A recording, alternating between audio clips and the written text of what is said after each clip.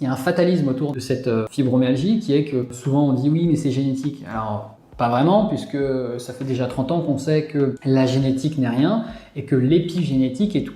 On sait, alors ça fait 30 ans qu'on a découvert ça, on a découvert l'épigénétisme qui explique en partie donc la fibromyalgie, qui dit qu'on n'a que seulement 5% de nos gènes qui sont marqués dans le marbre et donc qui sont activés toute notre vie, quoi qu'on fasse.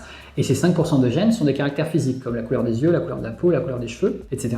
Et on découvre que 95% de nos gènes sont activables ou désactivables tout au long de notre vie avec notre hygiène de vie. Donc c'est-à-dire que justement, on peut activer ou désactiver des gènes grâce à notre hygiène de vie. On le voit bien, la fibromyalgie, c'est pas une maladie qui se trouve partout dans le monde. C'est une maladie de pays industrialisés. Je comprends même pas comment on peut dire qu'il y a un fatalisme autour de la fibromyalgie parce qu'on voit bien que dans certaines parties du monde, la fibromyalgie n'existe pas. Ça voudrait dire que dans notre société industrialisée, on fait certaines choses qui permettent au corps, enfin qui obligent le corps à faire des symptômes fibromyalgiques. Et donc, il y a un moment, il va falloir qu'on arrête de faire ça pour justement voir que notre corps ne fera plus de fibromyalgie. Et c'est exactement ce qu'on fait chez Epigénis, le cabinet qui essaye d'expliquer au maximum l'épigénétique en montrant que ce qu'on fait en accompagnement sur une hygiène de vie sur quelques mois, ils peuvent vérifier que les symptômes disparaissent.